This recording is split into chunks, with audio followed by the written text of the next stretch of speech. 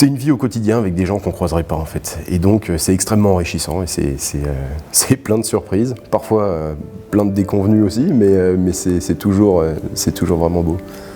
Ambroise travaille dans le secteur bancaire et depuis 7 mois, il vit à la colocation Lazare sur la place des Ormeaux à Valence. C'est un habitat partagé en partenariat avec le diocèse de Valence qui héberge des jeunes pros et des personnes issues de la rue ou en difficulté. C'est ce qui fait le côté aventure de cette coloc et l'ouverture et ce que ça apporte. C'est ce fait-là de vivre avec des gens qui clairement sont vraiment différents de nous qui fait que c'est assez merveilleux, quoi. J'avais absolument aucun...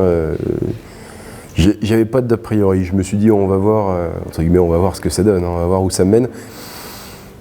Oh, finalement ça se passe bien, hein. C'est vrai que c'est pas tant des problèmes techniques, c'est plus des problèmes, j'allais dire, mentaux et moraux. Quand on a passé 10 ans de sa vie dans la rue, on raisonne plus comme quelqu'un qui a une vie entre guillemets normale. On se méfie de tout, on a plus de mal à partager, on fait moins confiance. Ça, c'est des habitudes qui sont prises parce que c'est des habitudes qui sont nécessaires pour survivre dans la rue. Et donc, quand on vit avec des gens comme ça, on se rend bien vite compte que ça va être, comment dire, on ne peut pas avoir la même approche qu'avec quelqu'un, entre guillemets, qui ne l'a pas vécu. Et il faut avoir l'humilité aussi de se dire que nous, on ne l'a pas vécu, on ne sait pas ce que c'est, et on ne peut pas savoir non plus ce qui se passe dans leur tête. Et on a tous vraiment des parcours tellement différents que si on ne part pas du principe que l'autre est, entre guillemets, excusable par avance de sa différence, ouais, franchement, oui, ça peut être l'enfer. Hein. Ça peut être l'enfer. Le gros avantage quand on arrive à Lazare, je ne sais pas si c'est un avantage, mais en tout cas c'est comme ça, c'est qu'on ne choisit pas ses colocs, on choisit la coloc. On choisit un ensemble de gens avec qui on va vivre, qu'on ne connaît pas, et puis il faudra faire avec. Donc finalement, ça fait partie du pacte, quoi. Ça permet d'accepter d'une certaine façon, ça ne rend pas les choses peut-être plus faciles, mais au moins on sait pourquoi on est là, quoi. Et on sait aussi que si c'est difficile au quotidien, aussi on l'a choisi, quoi. Faut pas se leurrer. C'est pas comme si on emménageait avec une bande de potes qui nous ressemblent, avec qui on a exactement les mêmes façons de voir les choses, le même budget, etc. Là, on est complètement ailleurs.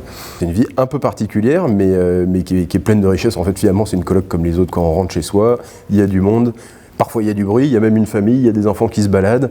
Jamel prépare le couscous régulièrement, il est délicieux. Et donc voilà, non, il se passe beaucoup de petites choses qu'on ne pourrait pas vivre ailleurs, mais dans un quotidien finalement qui est assez, je dirais, qui est assez classique. La colocation Lazare, oui, c'est beaucoup un lieu de partage entre la famille, les personnes qui ont connu la rue, les jeunes professionnels. Il y a aussi beaucoup de partage avec nos enfants qui jouent très souvent dans la cour, au plus grand bonheur des colocataires.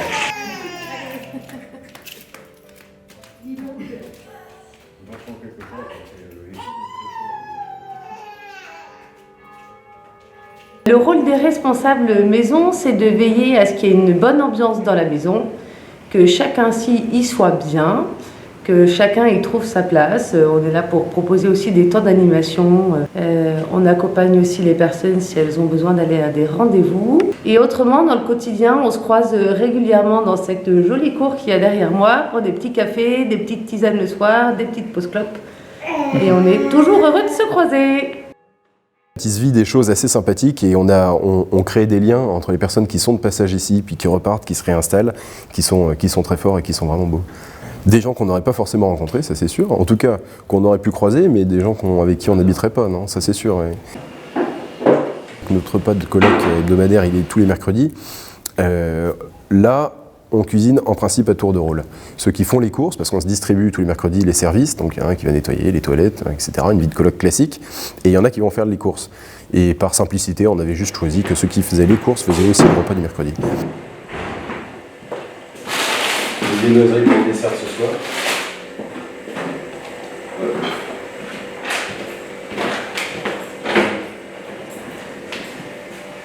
Les jeunes pros ont cette obligation de faire les loads le matin. On fait les bénédicités avant de manger. La dimension religieuse, elle est en principe très présente et c'est clair que voilà, on a la messe régulièrement, au moins une fois par mois dans la chapelle. Après, c'est un cadre qu'on donne pour les jeunes pros parce que c'est extrêmement important, la vie de foi là-dedans. Il faut être, je pense qu'il faut être assez, il faut être assidu et puis ce qu'on vit ici parfois demande pas mal d'énergie et c'est, je pense, une source d'ouverture et c'est ce qui vient permettre la vie ici, on va dire harmonieuse et belle, quoi. Le Christ reste au centre de la coloc, ça c'est sûr. En tout cas, on ne manque pas de place. Ça, c'est agréable. Et je dirais que je suis un grand feignant et le Christ vient me récupérer régulièrement. C'est-à-dire que ma foi fait comme ça.